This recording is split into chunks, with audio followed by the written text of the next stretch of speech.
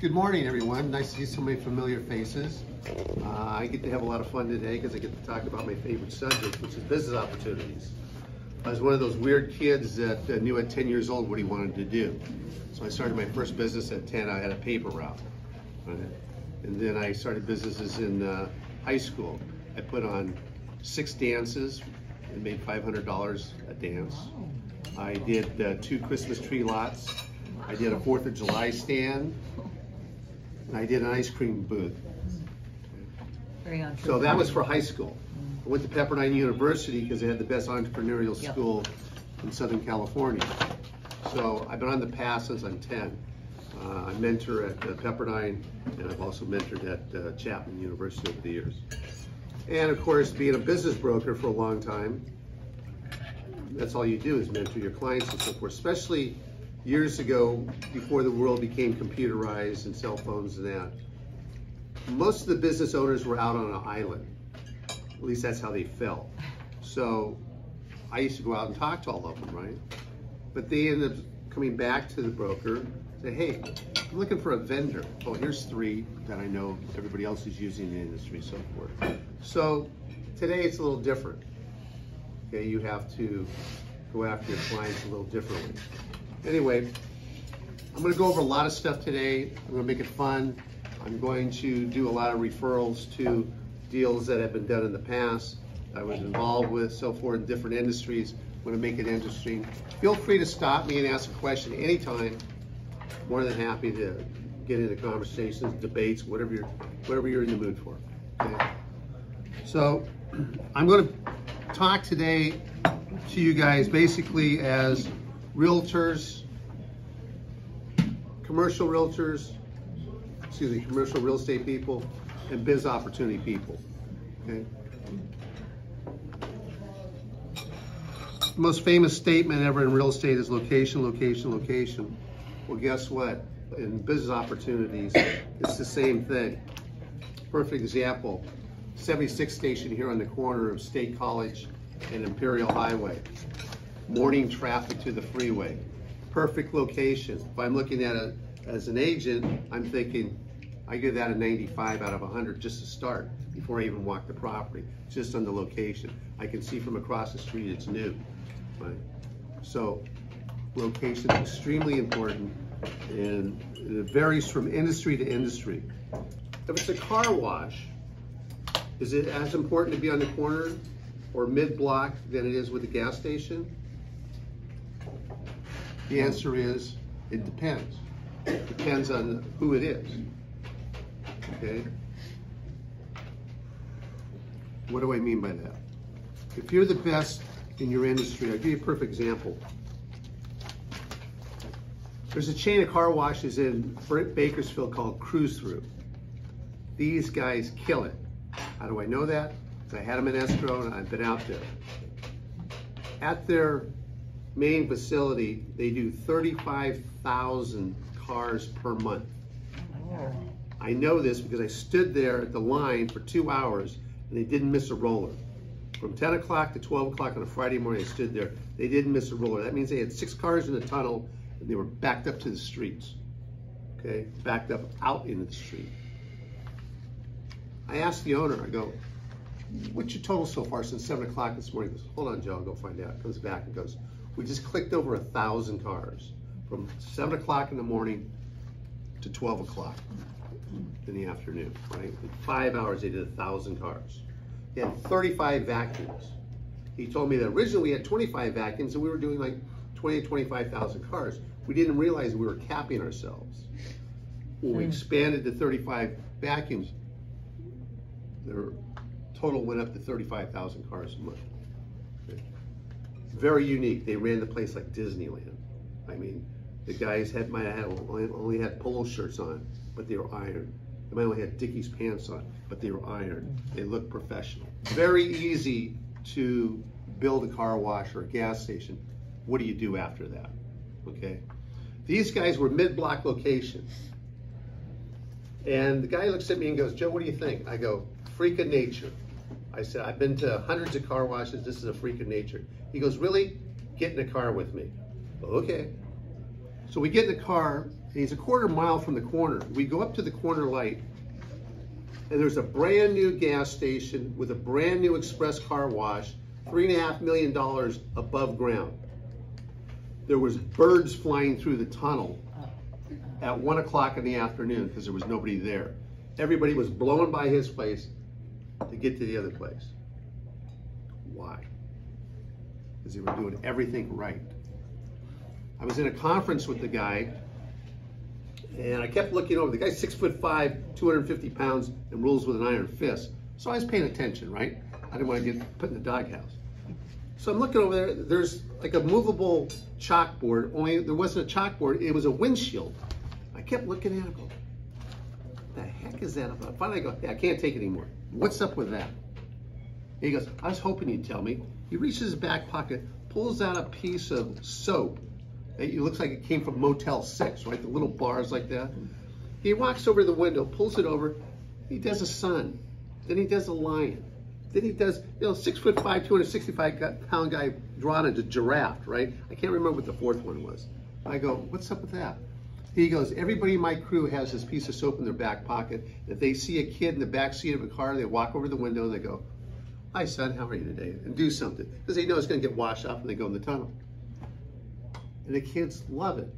You go in the tunnel, there's a stop in front of a blue screen, and one day you're getting the Super Bowl trophy with the 49ers. 6 days later, they change everything, and you're in a canoe and alligators are just biting at your tail. Well, the kids go home, get on their computers and pull this down and draw it and send it to grandma and granddad and all. I mean, it's like a mini stop at Disneyland. They sold 7 car washes for $110 million cash. That was after I had it in escrow. I had them in escrow in a different deal. But recently, when I say recently, in the last 2.5 years, they sold because they were doing everything right. They had 6 copycats go after them. They had owners of companies sitting in a car across the street with binoculars figuring them out. One company hired a detective to hang out to figure them out. We're washing cars, right? How difficult is that? We're washing cars. But to do it right, there's a million little things, right? Mm-hmm. And everybody that went there felt it. The place was immaculate. I'll tell you one more quick story about this place. So I had gone to the first one. We went by the place that was dead as dead. We drive 20 minutes to the next place. I said, okay guys, let's stand across the street and observe from here. Now it's 1:15 in the afternoon. It's 95 degrees out. They've been open since 7 o'clock. They have to have 2 girls out there collecting money because one girl can't do it enough. That's how busy they are. And I'm watching, the gal comes in, she's, hi, good afternoon, sir, how are you doing? I could hear her, right? She's doing everything right. She's looking them in the eye, talking to them, being happy, taking the money, running, coming back. I mean, they were in motion, right? I'm looking at the owner and I'm going, I'm missing something here. What am I missing? He goes, we have them wired. I go, wired? What do you mean? I said, wired for sound? He goes, yeah, we record what they say. Wow. I said, at the end of the shift, the manager puts it on and plays it, just to make sure that they're in the groove, what's going on. I go, wow. Wow. I go, what's the volume of this place? He goes, we're doing 30,000 cars a month. They had 3 places in Bakersfield, wow, that were doing 30,000 cars a month. Yeah. Last story on that.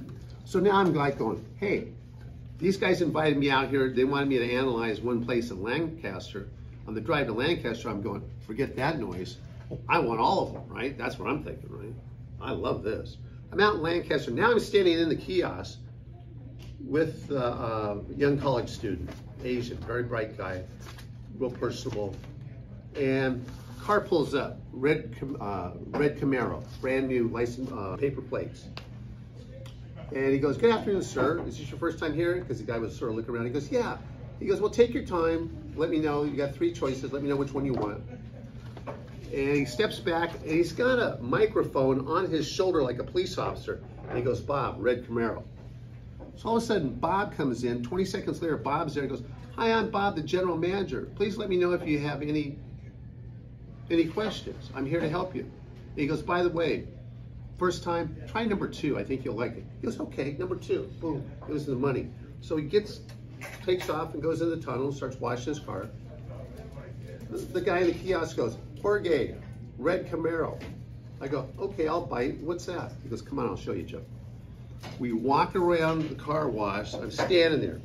Here comes out the red Camaro. Jorge's out there sweeping up, right? Like he's at Disneyland. Walks over to the red Camaro and goes, hey, beautiful car. I haven't seen it before. Are you new here? He goes, yeah. Hi, I'm Jorge. Let me know if you need anything. Goes off.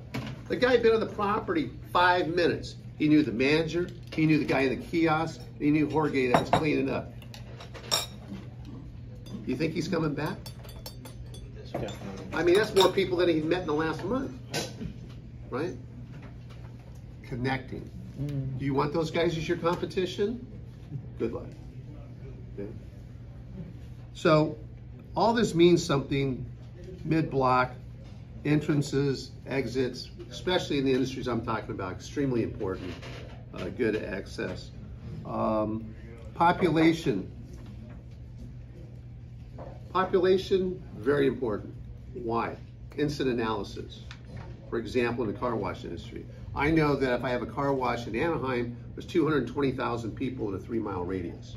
I also know that it takes 30,000 people to support one car wash. So in that 3-mile radius, we can support 7 car washes, right? So if I'm one of those guys, I go, oh, okay, I got it. I'm in good shape because there's only 4 car washes. Well, it's the same thing regardless of where I go. For example, I'm looking at a client of mine just called me, he built a brand new 140-foot car wash in Wairika, right? Well, they only have 73,000 people in a 10-mile radius, right? Scary. No, why? Because it's in the Walmart center, right?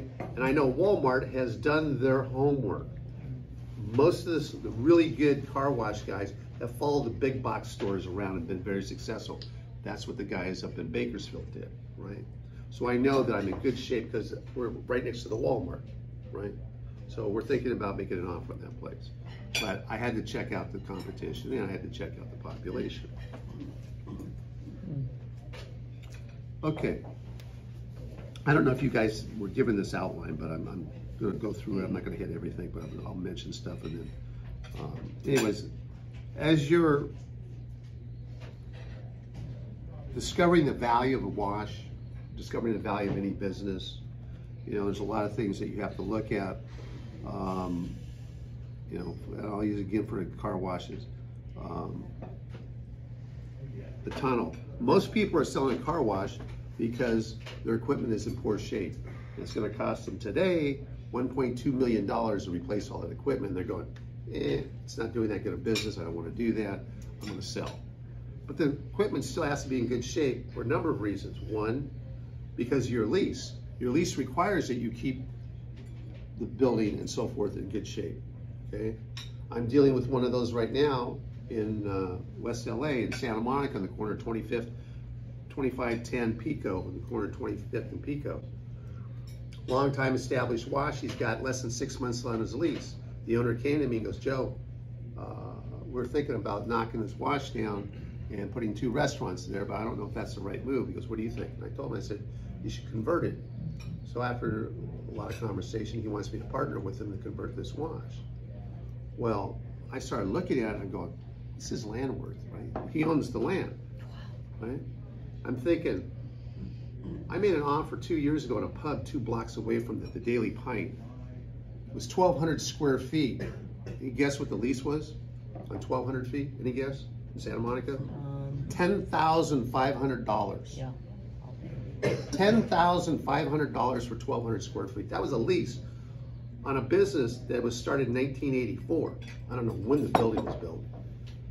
The bathroom looked like something from a World War II movie, only not quite as pretty, right? And I asked the owner, I said, what's up with the bathroom? He goes, Santa Monica will not let us touch the bathroom. I go, why?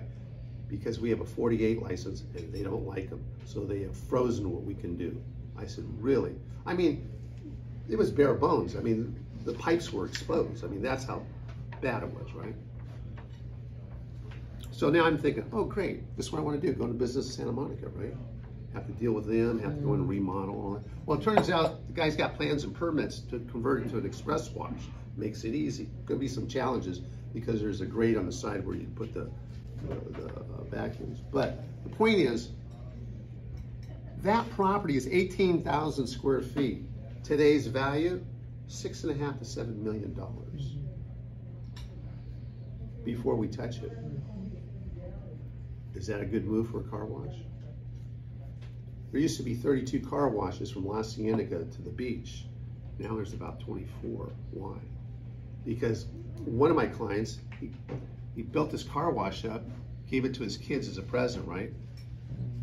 They had it for 3.5 years. Some guy walks in and goes, come here for a second. Yeah, what's up? I'm gonna offer you $12 million cash for your car wash. Would you like that? Yeah. Thank you. So everything's being bought up down there because of the price of the value. So the debate is now, is it worth putting a car wash there because the value is so high? Yeah. Right. So every town you go to, you're going to have this hurdle. You have to figure out the puzzle. You have to figure out how to put value on it. And not just in the car wash industry. It doesn't matter what industry you're in, you're going to have that fight.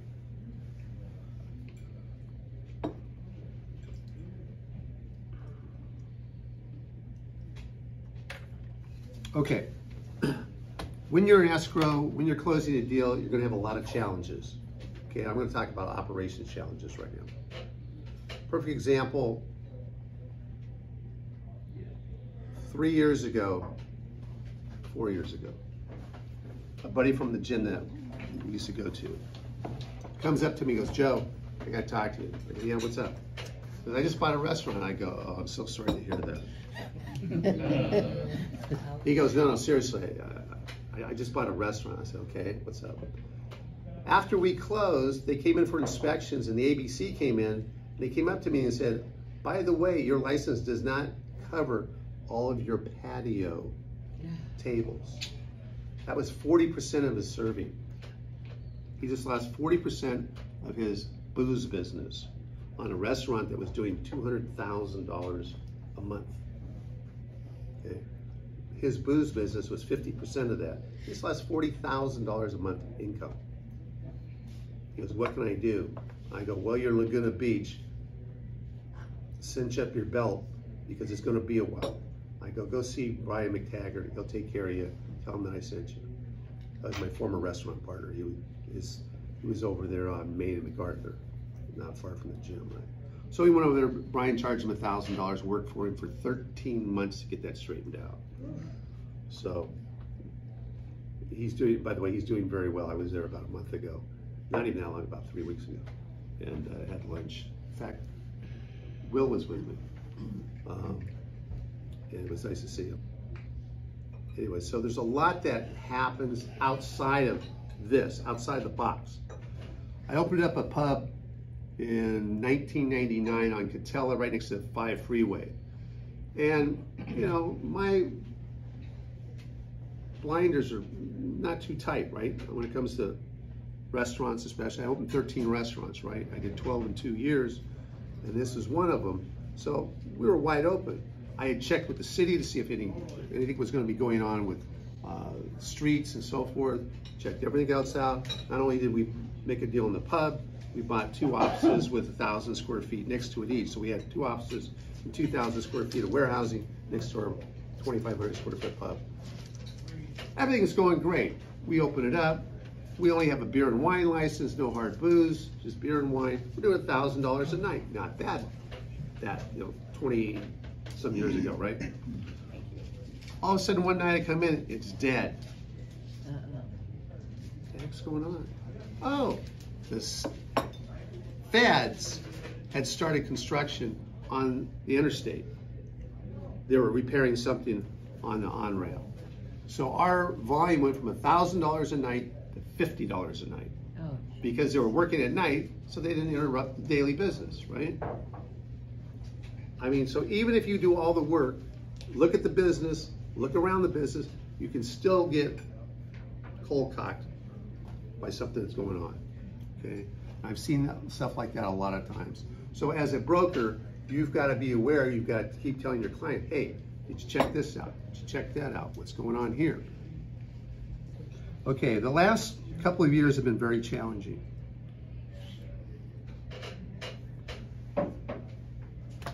For example, buying a business is very challenging dollar-wise. Why? Banks are very difficult to deal with when it comes to buying a business, especially in the last few years. I've been looking at a number of businesses. I looked at 250 businesses last year alone. And we had to ask for 5 years numbers instead of 3 years numbers, which is normally been standard, right? At least 2.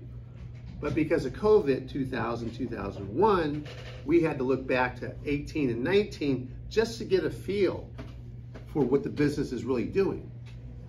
And here's the tricky part. Here's the problem. I come in and talk to the banker and I go, this is an all-star business. Boom. 3 years numbers, you're gonna love it. I put a financial model on top and it breaks it all down.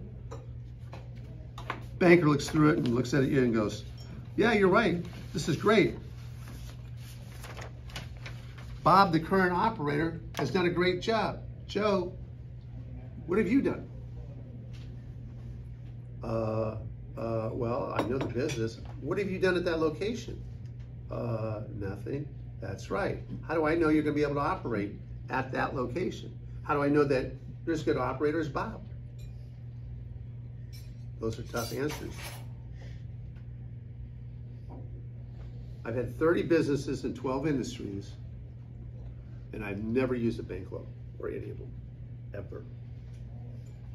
Why? Because I spent 30 years as a business broker seeing the baloney that all my customers had to go through. Right? Before I did car washes, I did 2 years of restaurants. I was building restaurants and opening them. I did a Good Earth restaurant. And I hung my license at a restaurant broker while we were doing all this, right? And then I split with my partner. He had 10 lawsuits against him. His problems were starting to become my problems. So I said, cash me out, I'm out of here. Right? So I went looking for a business and I found car wash brokers. I said, I'm gonna make an offer on a car wash. Well, I made an offer and didn't quite get it. The guy wanted $225,000. I offered him $165,000, and I got up to $195,000. He got down to $210,000, and that $15,000 30 years ago was just too far a stretch for some reason. Anyway, so the broker took a liking to me. He said, "Hey, while you're trying to buy a car wash, why don't you hang your license with me, and I'll teach you everything you want to know about car washes." And that's how I ended up getting into this industry. But I said one thing, which was the smartest comment I ever made.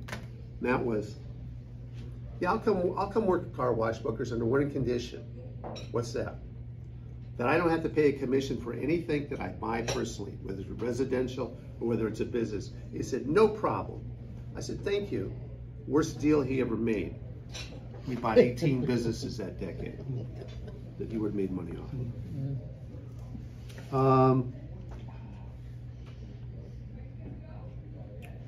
Dealing with professional people, vendors, not vendors, but attorneys, accountants, so forth. It's not easy to do, but it's something I highly recommend for your clients. Find an attorney who fits what he's doing. For example, John Baker is one of our members here. John specializes in loans and problems with buying and selling real estate. Perfect guy to be involved with an escrow and so forth. One story. I bought a trucking company in 1993. I was looking for somebody who knew something about trucking, an attorney. I couldn't find it. I looked everywhere, looked at yellow pages, talked to everybody, couldn't find it. Finally got a hold of the National Transportation Handler, and they had 2 names in there of attorneys west of the Mississippi. I go, oh, great, I got a chance of 1 or 2, right? So I call up the first guy, he's in Seattle. Start talking to him, turns out, originally from New York, has a degree at Cornell, blah, blah, blah. And somehow he starts talking about baseball, which, as most of you know, is my soft spot. It's my passion on the side. Bottom line is, Today, he's still my attorney. 30 years later, he's part of my management team in one of our companies. So I got lucky. I've probably run 150 businesses through him over the years, just to analyze, to help move forward and so forth. Okay. So try to find the guy that fits your need or your client's need. For example, when we did 12 restaurants in 2 years, we're basically flipping restaurants. I was selling them before we were opening them, was what we were doing. We had a restaurant attorney, and he was doing an LLC for each one. And that's a very important point that I'd like to make real quick. If you have multiple businesses, you need to separate them. You may have one parent company, but each individual location should be under a separate LLC, not just for exposure reasons, in case somebody gets hurt, they can't sue the rest of the businesses, but because it's very easy to transfer. I'm thinking as a real estate person now. When we had our restaurants, in our LLC was our liquor license, was the permits for all our restaurants, and each one. So if someone bought it from us, okay, here's our LLC. There you go. It's all neat, pretty, easy to transfer. Okay. Plus it breaks it down. If I want, say if I have a chain of 10, it's easy for me to sell that one, right? If I need to sell it for one reason or another, or want to. Okay. So try to keep those thoughts in mind with your clients. Okay, as you get into the escrow, you're going to run into all kinds of things that need to be handled. Inventory. Usually inventory is at the end. For example, in car washes, the day after you close, you meet at the car wash and you go through the inventory. What are you going through? You know, does it count the drum that's hooked up to the machine? No. It's the stuff that's not opened yet. Okay, if you've got a tank of soap here, a 50-gallon tank, that's part of the inventory.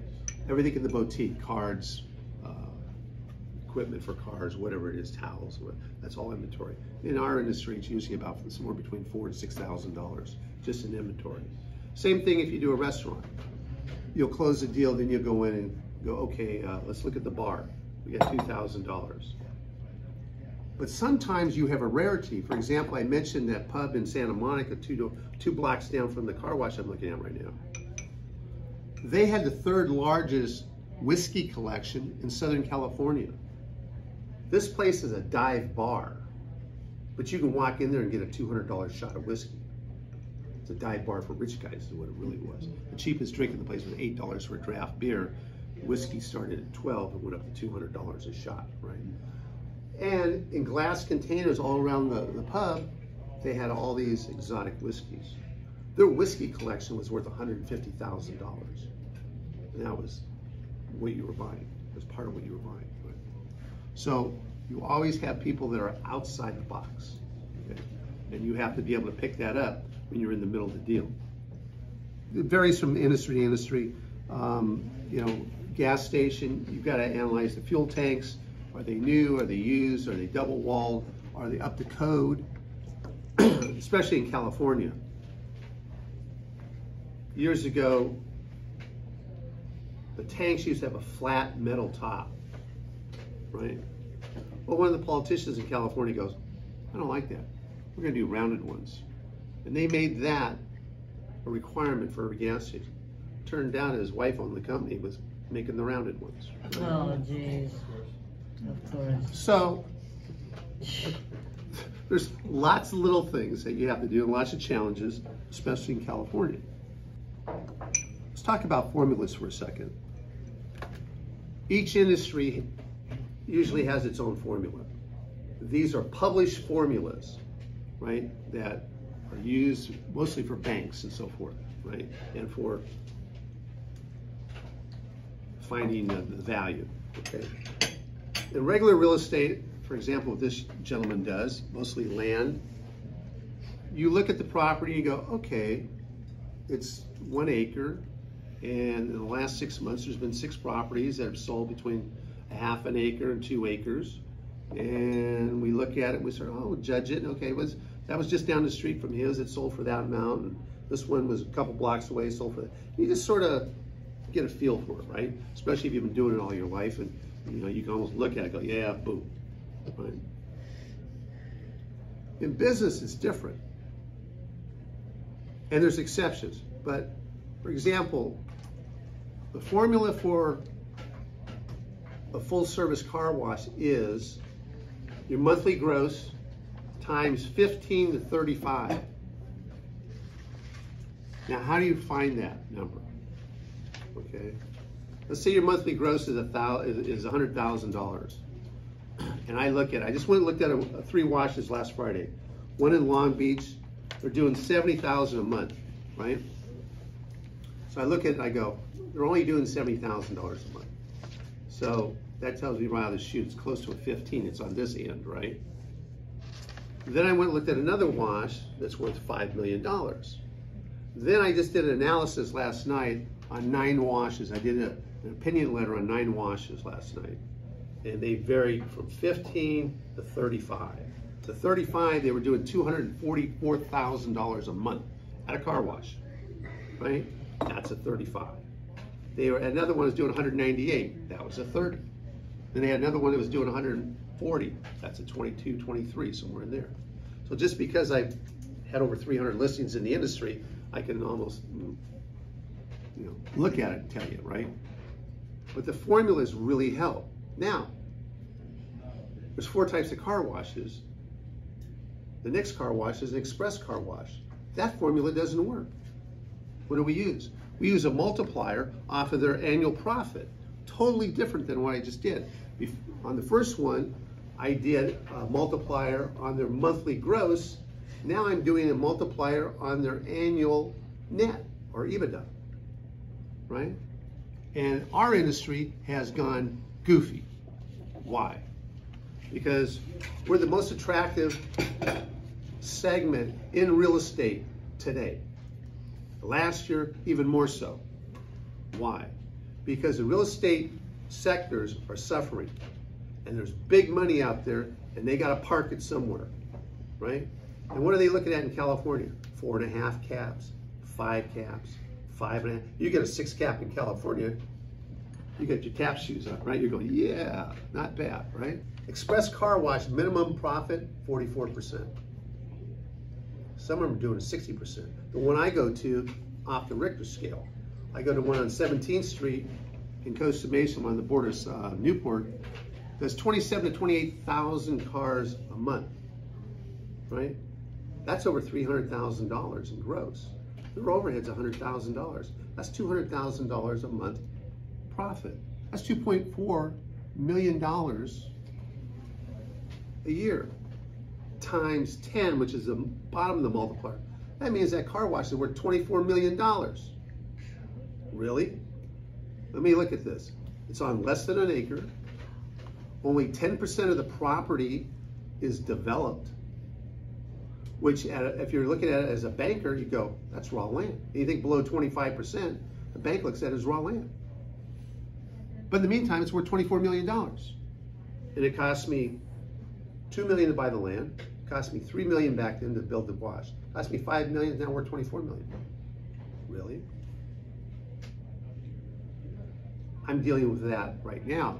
I mentioned I analyzed 9 properties. Well, there's a 10th property in that analysis I did last night.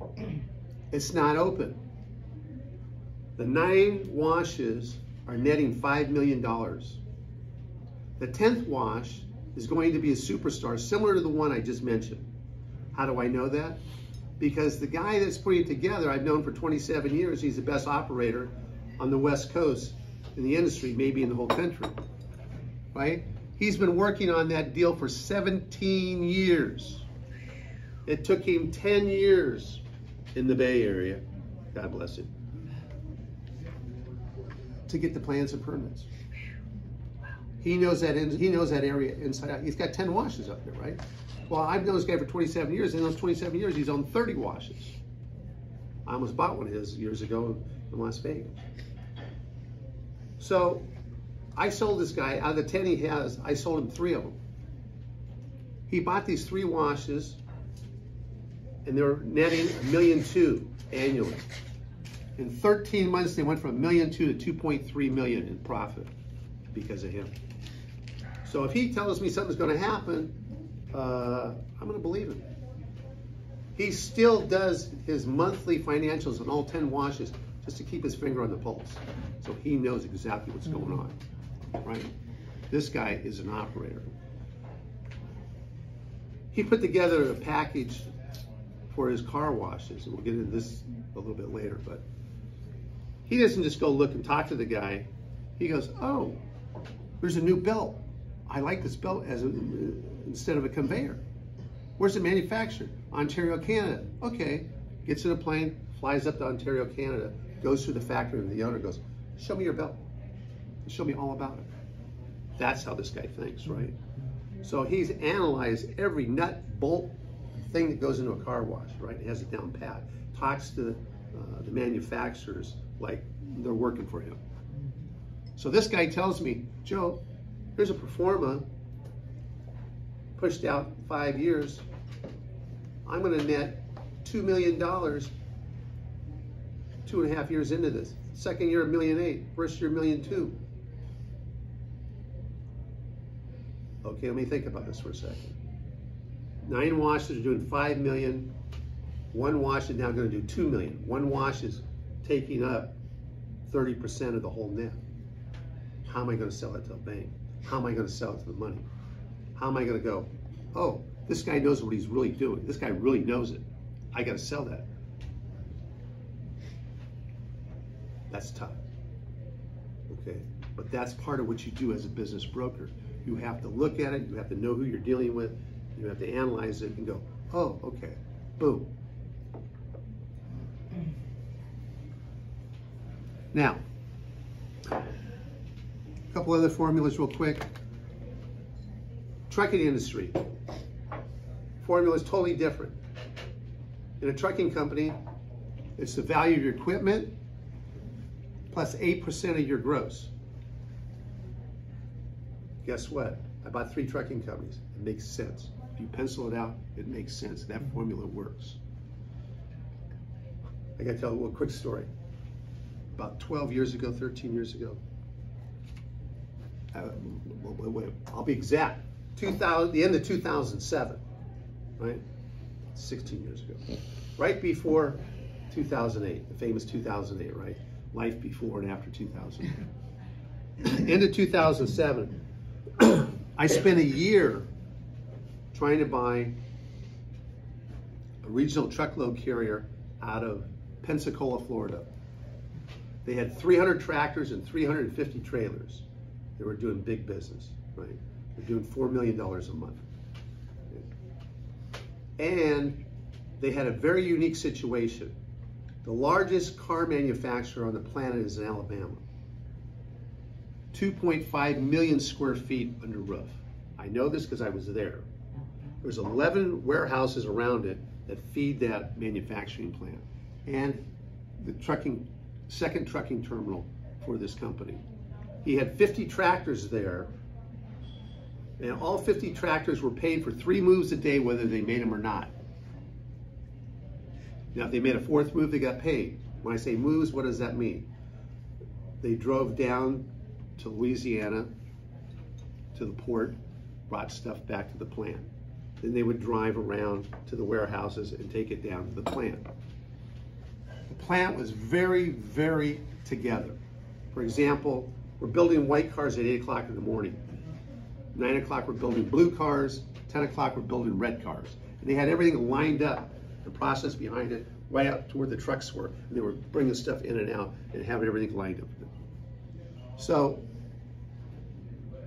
he had to dedicate 50 of his tractors for that situation. I like that. Wow.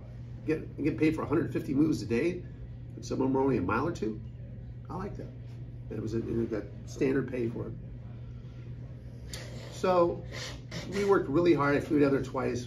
Flew to Atlanta. They had a thing with all their, they had a big thing at the racetrack with all their CEOs and clients, and like they had a Coca-Cola was there. 50 guys. I was the only Yankee in the room, by the way. They had a ball with me.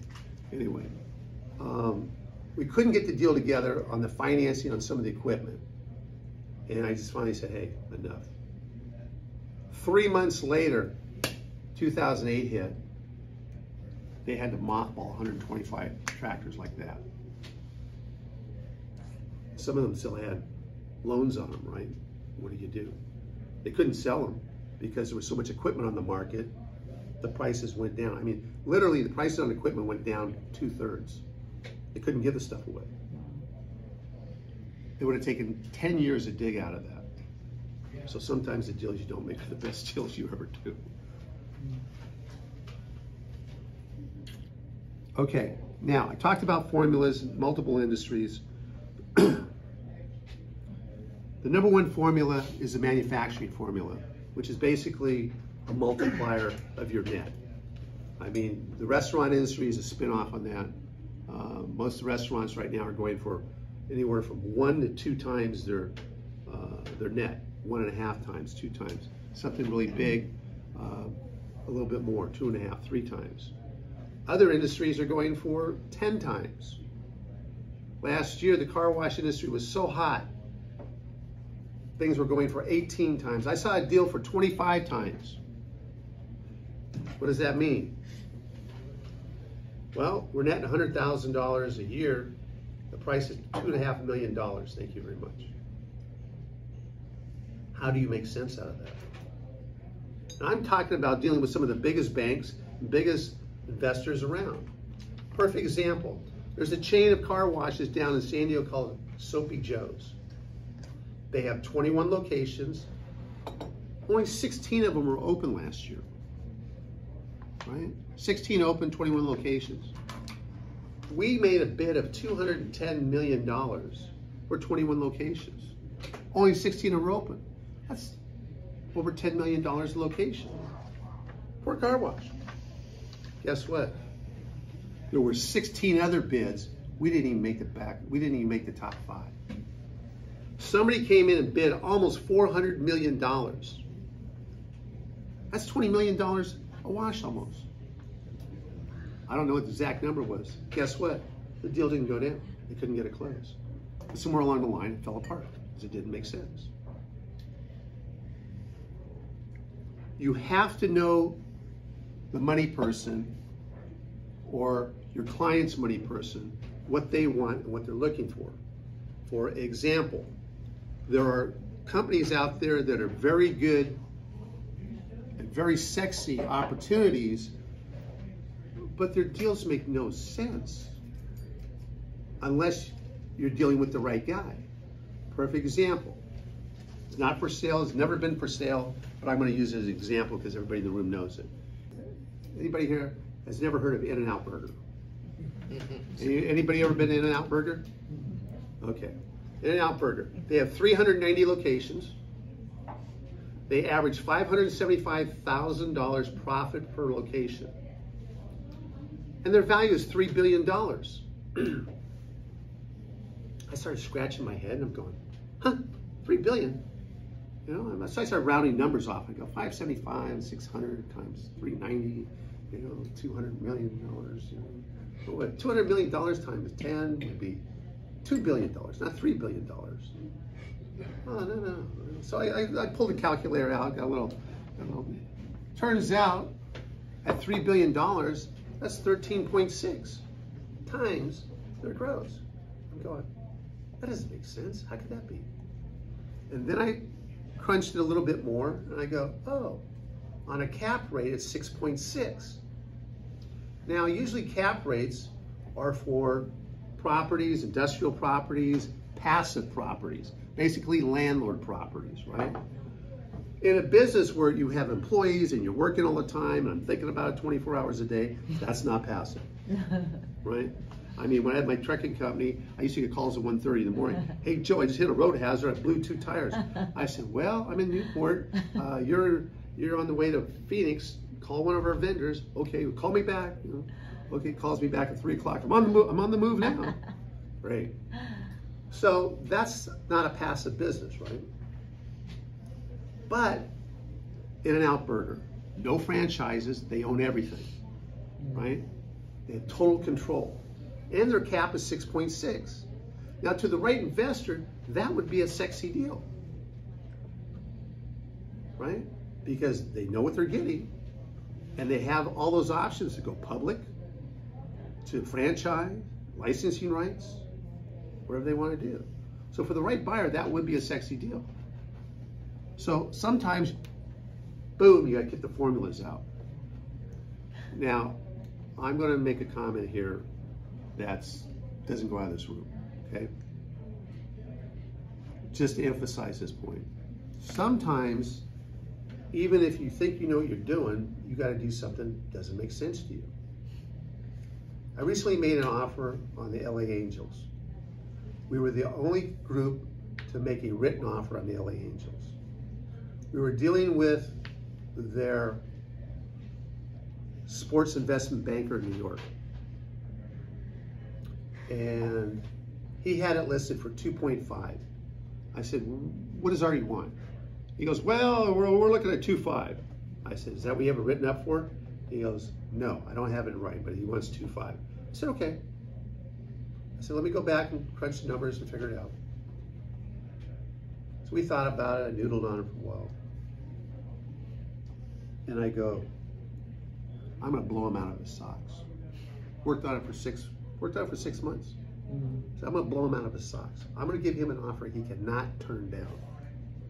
I mean, he's a smart business guy, we all know that. Doesn't know much about baseball, but that's a whole different story. So I noodled on it, talked to my money. Sandy Alderson was the face of my team. He's gonna be the president and face of the team. Sandy, I recruited, I've known for 14 years, because him and Artie are friends. Not only are they friends, they're both Vietnam combat veterans. So when they're in the room together, it's like kumbaya. They're very close, right? So I'm thinking, okay, I got the money, I got to go from the money, I got Sandy up front, he's friends with Artie. We're ready to go. I got a conference call with the money and put Sandy on there so he's in the comfort zone. Make the offer. I write up the offer for $4.651 billion on a property that's listed for 2.5. That's $2.1 billion over the asking price. How does that make sense? Are you crazy, Joe? Oh, by the way, I added the 1 because the biggest deal ever for a sports team was 4.650. It was the Broncos. So I added 1 million just to make it the biggest deal ever globally in any sport team. Just to make a little accent drop on top of it, right? And I told that to the broker. He got a chuckle out of that. So he goes, I love this offer, Joe. Now, the deal was 2.651 cash, 2B in real estate equity. My partner, Craig Boardman, had gone to the city and made a deal. He talked with the mayor, city planner, city developer, made a deal on Angel Stadium in 152 acres. They already had a city plan of what to do there, which included 4,000 condos in 3 25-story buildings. The development budget was $10.2 billion. We raised that. We raised $13 billion to do the deal. So, I got Artie's broker going in to make the pitch. He flew from New York to Arizona. Artie was at spring training. Sits down with dinner, presents the offer in writing, talks to him about it, says, hey, Joe and Sandy want to buy the team. We're offering you 4.651, 2.651 cash, $2 billion in part of the real estate development that they're doing. That real estate development will be worth close to $20 billion, excuse me, in the next 7 to 10 years. So Artie, right, business guy, he said, no thanks. And he gave us a hard no. In other words, don't bother coming back with anything else. So I phoned up my ex-restaurant partner who knows Artie and goes, and Javier, who has the Javier's restaurants. Javier and Artie are great friends. And Artie goes to Javier's every Sunday for brunch and blah, blah, blah. And my friend Brian has been directing Javier for 25 years. Javier was a busboy when he met Brian. And he's been his right hand in doing all his restaurant business. So I go, Brian, you go out to dinner and out with Artie all the time and stuff. He goes, yeah, we were out for dinner 3 weeks ago. And I said, what's going on? I said, I made this offer. And he goes, well, rumor is that he's got a verbal deal with another developer. He keeps the team, he moves the team, but he gets a big chunk of the development. Oh, okay, I get it. He gets to keep the team and gets $1 billion or $2 billion free. Okay, basically the same deal I was offering when he keeps the team and doesn't get cashed out. So that made a little bit of sense to me. But here's the point. Sometimes you have to throw all the rules out the window. Depends on what you're looking at. Okay, it depends on what you're looking at. Why do I want to get into the sports? Why am I willing to overpay in the sports industry? Artie bought the team 20 years ago, right?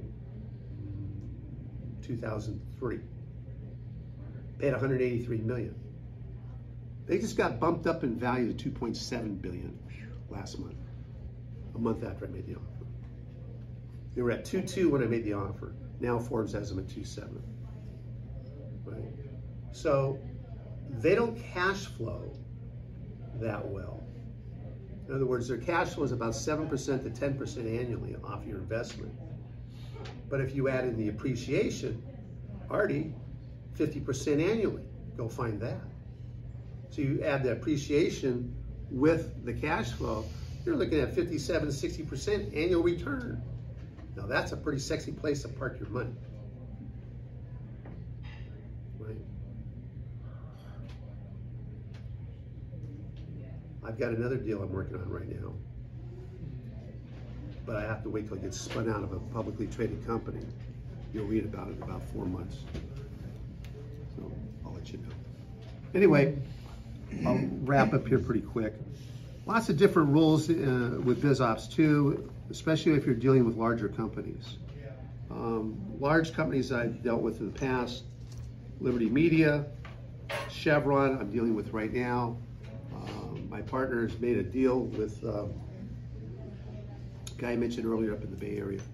He's made a deal with Chevron. He's partnered with Chevron to take over 95 Chevron washes in California. I'm partnering with him to do that, okay? But we have to jump through a lot of hoops. And the other thing is, any of these companies that have franchise agreements, make sure your client reads those franchise agreement and has his attorney go through them. And most of them are like family Bibles. They're that thick, okay? I've had two. One with Good Earth Restaurant, which was started by General Mills, and the other one with ARCO, okay? Now I went through and read the ARCO franchise agreement. It only took me about 3 months, but it was 2,000 pages, something like that.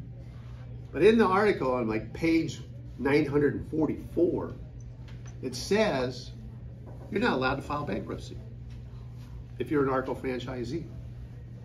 You're not allowed to file bankruptcy on anything that you have.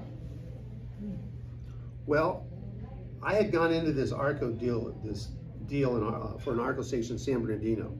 It was a banker that was building an ARCO station, and he was about a little over halfway through, and he was stuck.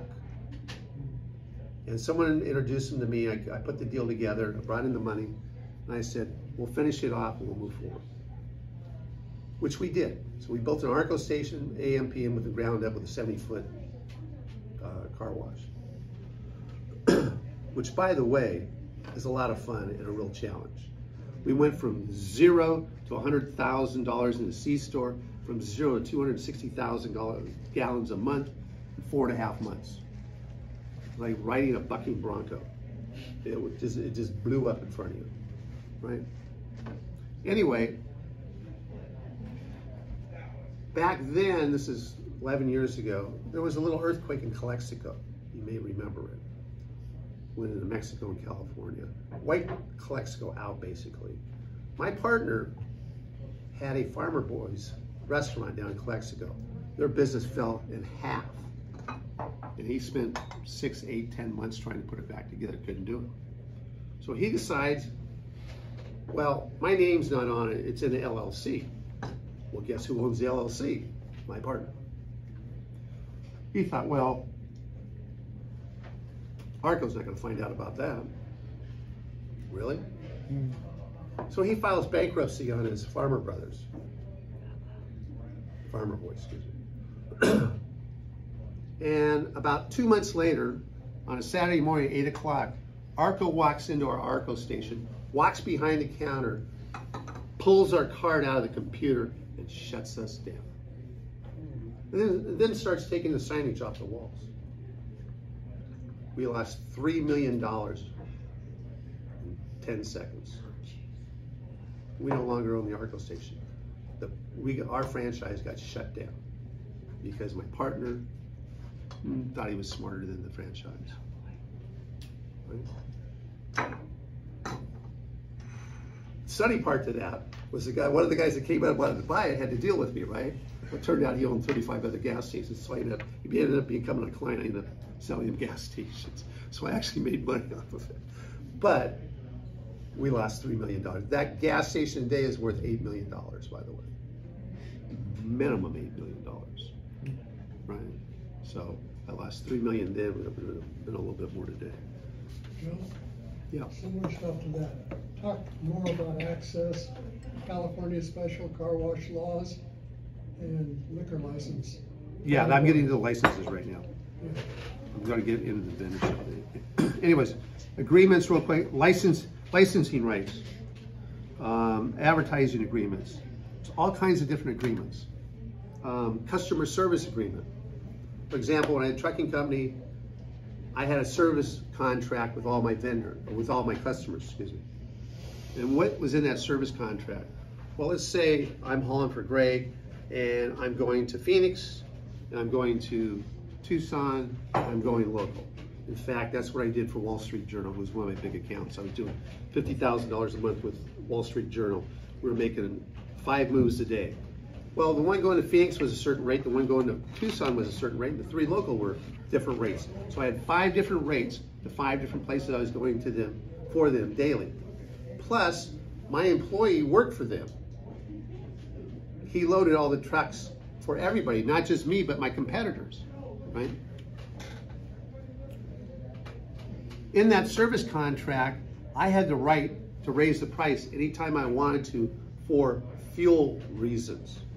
In other words, I'm at the corner where I'm at now, fuel is $5 a gallon. 2 years ago, it was $3 a gallon, right? So there's always been fluctuations. But with diesel, you're getting 8 miles a gallon, right? So fuel is very sensitive. Now, I would get on the phone and call my customers up and say, hey, by the way, you're gonna feel a hit at the pumps this month. Okay, I'd let them know. But I could legally bump their price up and down because of the fuel costs. And it doesn't sound like a lot, but 15% is a hit, right? So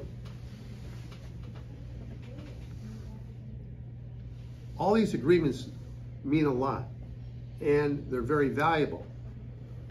Licensing agreement, anybody ever dealt with any of those? They're different than franchise agreement. They're much easier to deal with, okay? Quick story. My family's been in the skiwear industry for 55 years, 57 years actually. We used to own Pedigree, which was the #1 skiwear in the world. It's sort of like the Bogner of today. Really high-end stuff. We outfitted the Canadian Olympic team for 2.5 decades. We're based out of Montreal.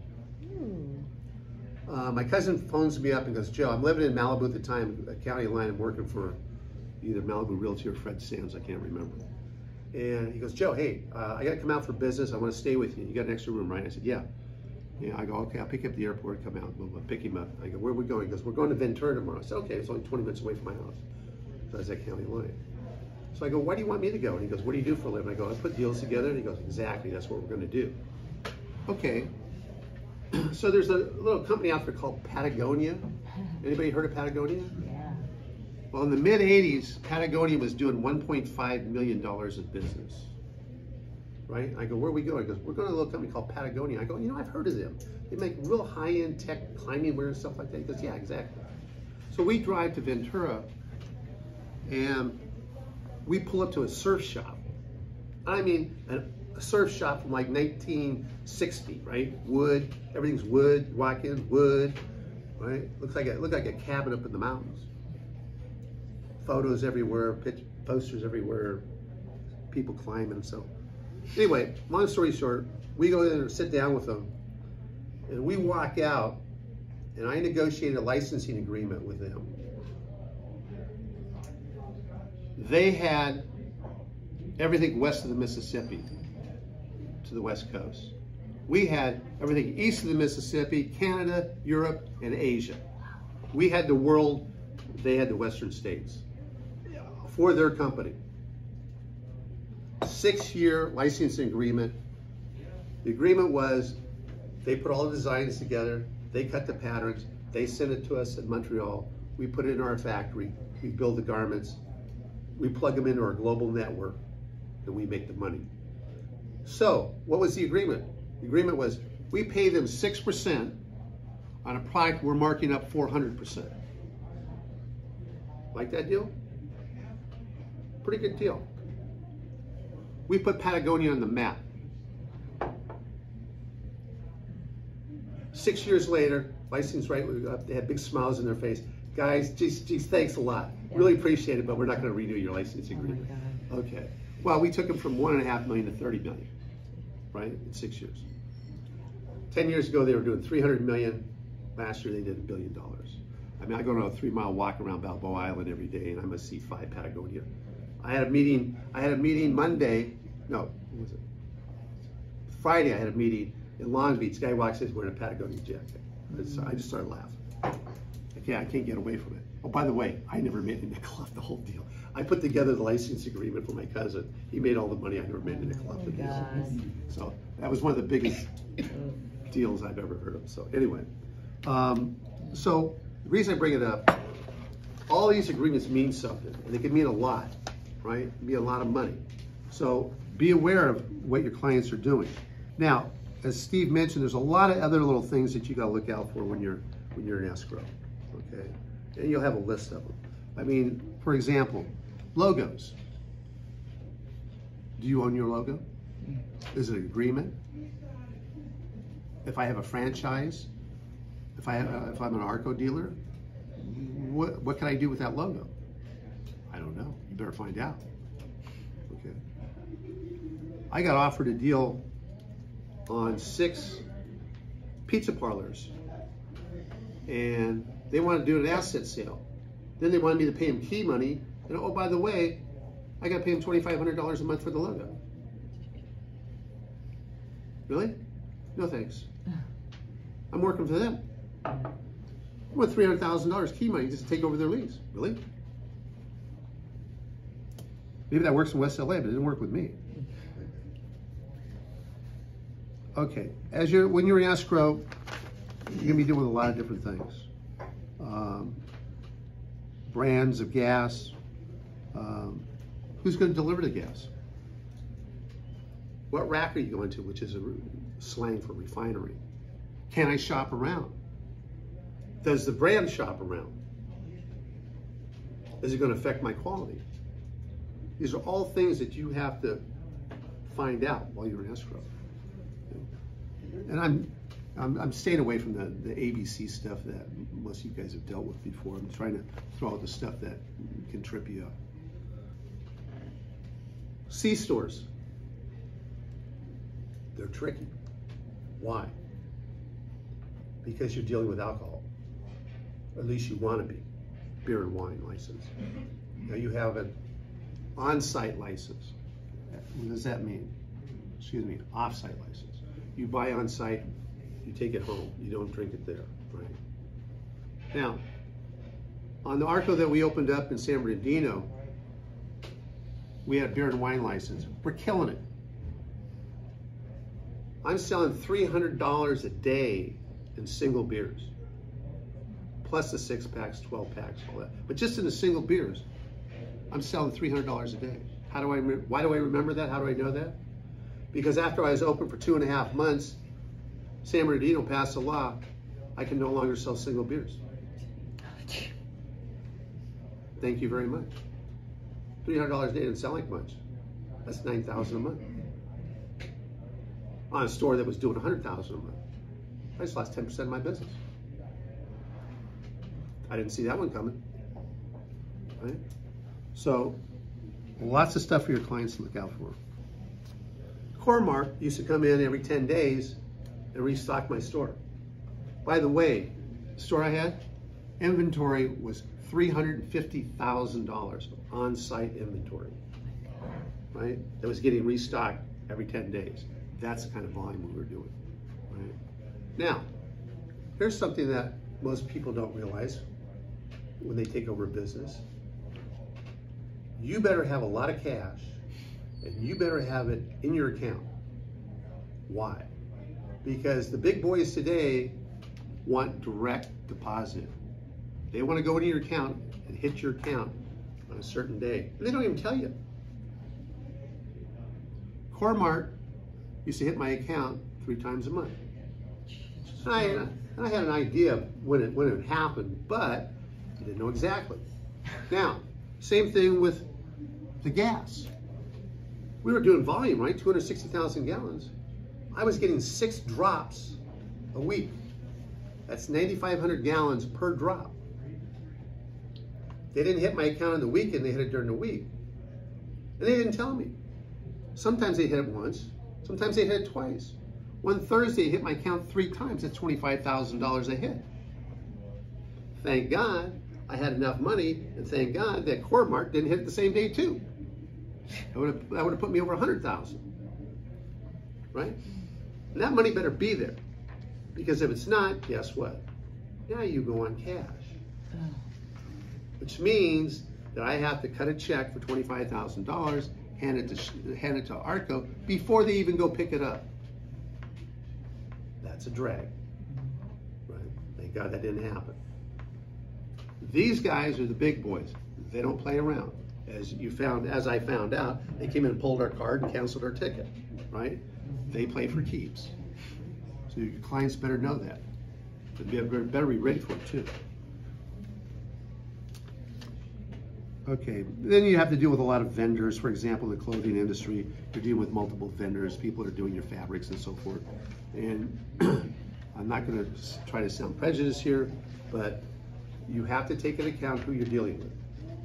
Okay, for example, our family has been dealing with Asia for 57 years. When we deal with the manufacturers over there, we add 15%. We've been doing it for 57 years. Why? Because they leave the back doors open. Okay, what happens, they work a shift for you, then they work a quarter shift for them. And they use your material. And they might even use your logo. Sometimes they don't use your logo, but a lot of times they do, and they black market it and send it out the back door. If you don't like it, don't go there. Right? Simple as that. Better know who you're dealing with. Better know who your vendors are. Okay. Cities do not like car washes for 2 reasons. 1, we're putting something in the sewer, and 2, there's no sales tax. You get a car wash for $9.99, you give them $10, you get a penny back, there's no tax. So the city's not making anything off of you. So they don't like us. Even though we recycle our water, we've been recycling water for over 30 years because it was cost effective. Now we're doing it because it's environmentally friendly. But the point is, we've been doing everything right for a long time. We have 6 tanks that filter all that water out, filter through it. You don't get it all out. It's about 99% clear. You have a little bit of residue part of it. So for the final rinse, we use fresh water. That's pH balance. Right? But even if you're doing everything right, doesn't mean the city's not going to like it. Doesn't mean the city's going to like you. As I mentioned earlier, the bar in Santa Monica, the city wouldn't even let them remodel their bathroom. So the question is, the city or the local municipality, if they aren't collecting sales tax on a car wash sale, then the only form of revenue would be off the property tax share? Yeah. Okay. Yeah. And what about supplemental items sold at a car wash, air freshener? Those are taxed. Those are taxed. Everything in the boutique is taxed. Okay. A lot of times your clients are going to want to go into a business and they're going to want to remodel, or they're going to want to convert. This is a little tricky. It depends where you're at. There's all different kinds of scenarios. I'm going to give you a couple real quick.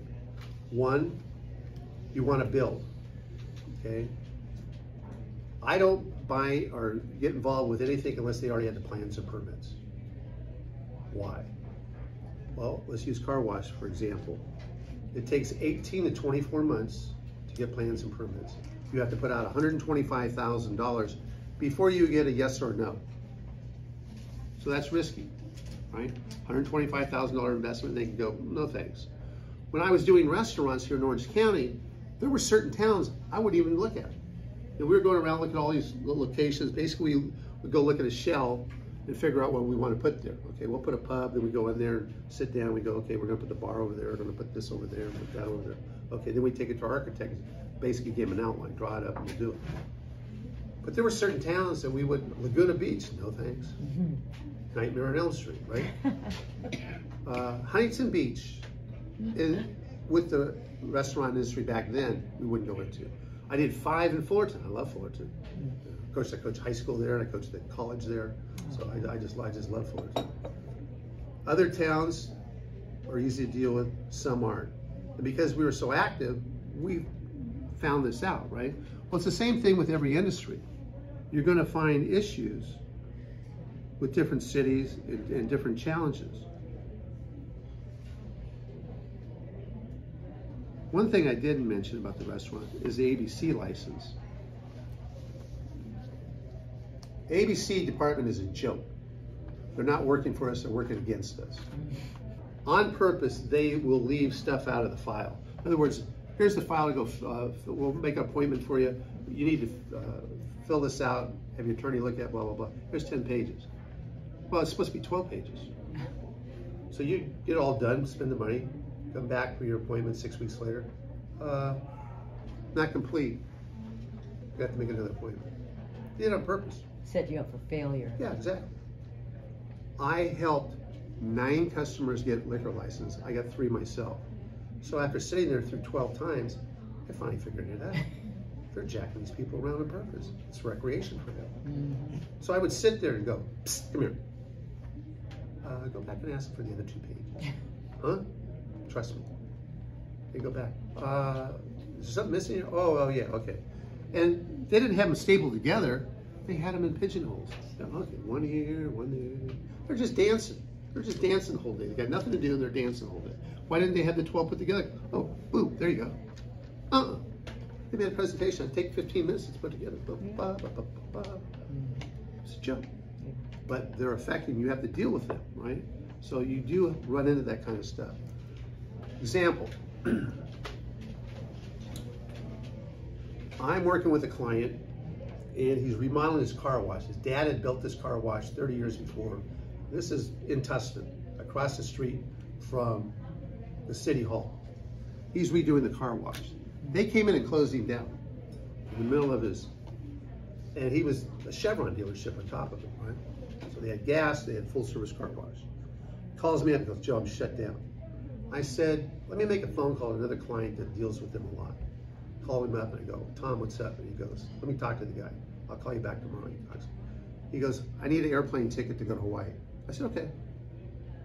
I call my client up and I go, we can fix your problem. We need an airplane ticket to Hawaii, round trip. He goes, oh, I'm not doing that. I said, really? Do you know they don't like you? He goes, yeah, I'm aware of that. I go, do you know why they don't like you? Why? Because you're across the street from their city hall and you're gonna block some view that they wanted in the street. Doesn't matter, they don't like you because of that. Okay, well, you know, I just hired a guy, he's gonna take care of it. Okay, 90 days later, he was still shut down. He got open, it cost him $100,000. He came back to me, he goes, man, this is a nightmare. I said, yeah, a $700 ticket to Hawaii would have solved all that problem for you. So that's what the guy wanted. He was bending him over because he felt like going to Hawaii. City employee. Wow. Okay. Next example. We have a deal in escrow for a car wash. And the buyer goes, hey, I went down to City Hall and I discovered that there's another car wash getting ready to be built. Really? Yeah, he goes, I don't know if I want to do this deal. Well, let us look into it.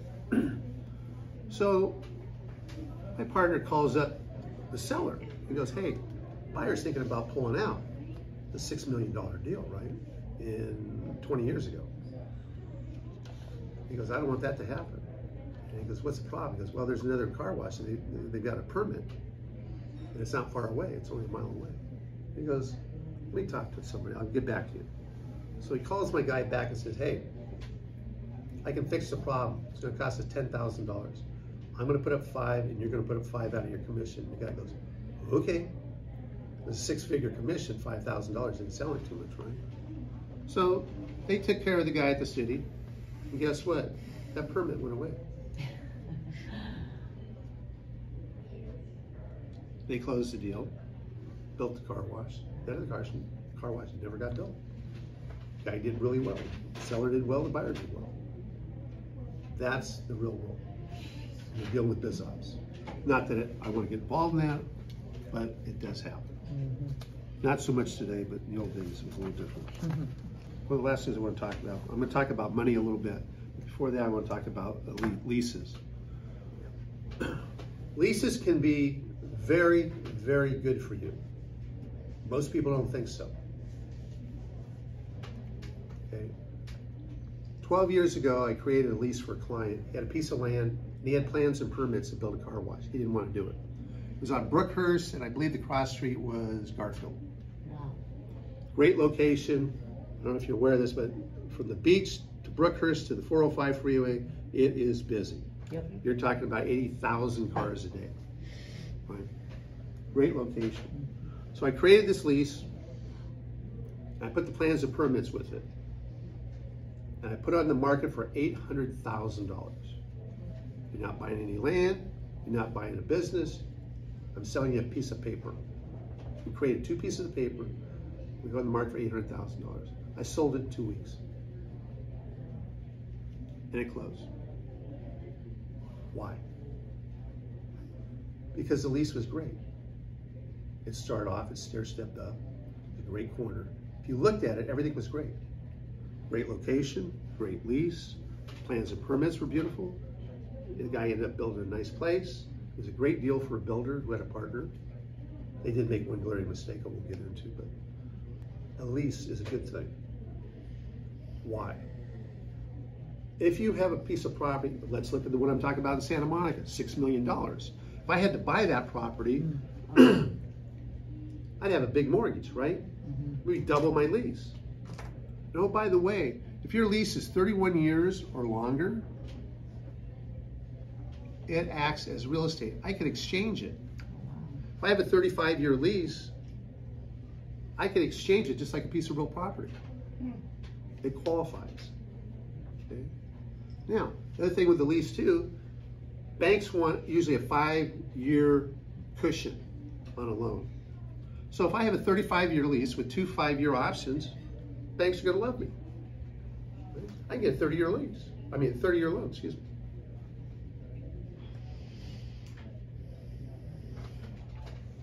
It allows me to do a number of things. Leverage. Give you a perfect example. I'm looking at a chain of 20 express car washes in Michigan right now. They all own the land. I'm getting a deal. Why? Because they don't understand the industry as well as I do. I can buy that chain lease. The numbers I'm seeing right now, I haven't seen it in writing, but I just met with the broker in Las Vegas last week. He told me, verbally told me, but I haven't seen it in writing. But I'm being told that I can get the property for around $54 million for the 20 washes. I went home, got on my calculator, started doing something. I can turn it around and do a sale leaseback. I can sell those washes for the real estate on a 6 cap for $80 million. And write my lease, right? The lease that I want. $20,000 a month, 35 years. 26 million more. I make $26 million and then turn around and make $5 million a year on the net. So my investor gets his money back, plus a profit, and the income, the gift that keeps on giving, from 20 different directions. I don't mind a lease. Do you? So there's a lot you can do with leases. Most people, nah, I don't want to need a lease. And I'm like that too, right? Here's the secret about express car washes right now. It doesn't matter if you own the property or not. The hot ticket right now is that the big boys, the big companies have 400 washes, 300 washes, 200 washes. They're building a site and they got all the brokers selling them for 5 caps, 6 caps, 4.5 caps in California. So it costs them, let's say it costs them $4.2 million to buy the land and build the car wash. Or turn around and sell the car wash for $5 million and keep in the business. So they get all their money back, they have nothing into the deal, and they own the business. Not a bad deal. I'm on a lease, but guess what? That lease is lower than your mortgage payment, so what does that do to your bottom line? It raises it. So my profit goes from 44% to 50%, which is sexier for a buyer, correct? I'm making 50% profit annually. Any questions? Right? Well, 44 is good, but 50 is better. So now guess what? Because I'm on a lease, boom, my business is worth more. How did I find this out? I've got a client since 1991. We're actually doing a deal together now. Started out as a client. He's one of the biggest entrepreneurs in LA. Since I've known him, he's done 40 companies. 30 of those have been medium-sized companies, being $10 to $50 million companies. He owns 6 companies right now. One is doing $50 million a year. It's a camping supplies. This guy's never been camping in his life. You know, he lives on the beach in Manhattan Beach with his wife, and that's about as camping as he gets, right? But in the meantime, he's owned businesses, and I could name 12 different industries. But he taught me that. He never keeps the land. In fact, he just gave me a deal. He owns a property in Arkansas. What's the hometown for Clinton? No. Hope, Arkansas, isn't it? Is it Hope? Oh, Yeah. oh, I think that's where Clinton's from. It's his hometown. Anyways, he's got 275,000 square feet of warehousing. One tenant. He owns the tenant. They take up 240,000, so there's an upside. You know, the property brings in $216,000 a month.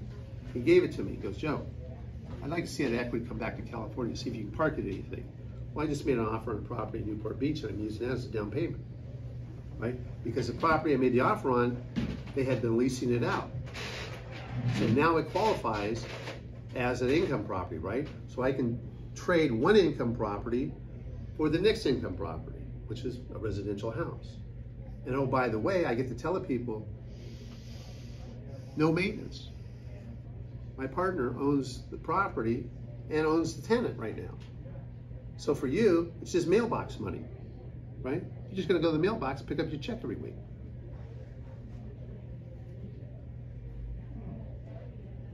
A lease situation. Why is he doing that?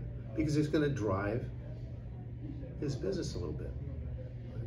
Every business he buys, he gets rid of the real estate because the profit goes up. And that's what he wants. He wants to take the profit from 16% to 19%. We're talking about business opportunities. Okay, almost done. Let's talk about money for a second. That's the last thing I'm going to talk about. Money sometimes is very easy to find. Sometimes it's very difficult to find, depending on what you're looking for. Right now I have 6 companies, and some of the companies easy to find. What's easy for me right now? I have a sports management company. The money is very easy for me to find. Why? Because I found it years ago, and we built a relationship, and the guy I'm using, Savoy Group, has hedge funds and funds around the world. They deal with all the billionaires on the planet. And some of those guys like to be involved in sports. So the sports is easy for me. Now, next company, supplement company. We're getting ready. We had a supplement company for 7 years. Our lab is in Thousand Oaks. We're getting ready to go national. I need $3 million to go national. The hardest money I've ever tried to find. I can raise $3 billion easier to raise than $3 million. Why? One, because $3 million today is at the bottom of the barrel. In the old days it was 1 to 3. And then it's sort of 3 to 5. It's now sort of that area. Those have always been the hardest numbers to find. Why? Because most deals in that area don't generate enough money to get the money people are interested. You know, how much money are you going to generate? Well, on this particular deal, it's going to be huge. We'll do 100 million the first year because of what we're doing. We're taking our Reset NMN product national, which rolls your clock back 25 years, by the way. Our new, plus we have the best face serum. Ladies, you might want to, not that you need it, but you might want to be interested. We have the gals that do your faces, what are they called? Estheticians. Estheticians. We're all coming to us going, you guys are not charging enough for this. We're charging $69 a bottle. Well, everybody else charging $400 and this is better. Okay, great. Everybody gets it for less. Right? So our company is going to explode and we need $3 million left. I've been working on it for 2 years. I still don't have it. Because it's on the come, right? Here's what's going to happen. Everybody's going, yeah, well, you know, well, it sounds a little risky to me, blah, blah, blah. It's like that. What is easy to raise? The easiest money I found to raise is where you have the property and the business. This big money, 80% of it's made in real estate over the years, right? So if you have a deal where, oh, real estate looks good, and oh, by the way, this business looks pretty good too. Doesn't generate enough cash. We like better cash, you know, they want to see 20%, not 7, right? But then they see the appreciation, boom, it's up here. Just to emphasize that a little bit more, Mr. Steinbrenner bought the Yankees in 1973 for $6 million. They are now worth $7 billion. I mean, that's not a bad career, right? 6 million and 7 billion. So they get it, but doesn't necessarily say they want to get on board. They like to be in the real estate. Okay, thanks for being so patient and listening. I yacked a lot. Incredible. Sure. Going back to your multipliers for a second. Sure. Because on express car washes, you said it was a range between 10, and I didn't hear the other. Right now it's about 10 and 12. 10 to 12. 10 to 12 right now, multiplier. Last year, as I said, I saw stuff going at 15, 18, 20, 25 on one deal. For example, Mr. Car Wash, who has over 400 car washes, they're a publicly traded company, they bought 4 car washes in Hesperia and it's coming to me. Merino Valley. Yeah, but Paris. I'm trying to think of Apple Valley right there. 4 car washes, they paid $80 million for property in Hesperia. Well, the guys that built it spent $7 million per car wash, and they're killing it. They did everything right. They're huge. So, as I said before, sometimes the formulas don't work. They just. What about gas stations? Gas stations are usually like 2.5, 3 times of profit. Now that is just for the business.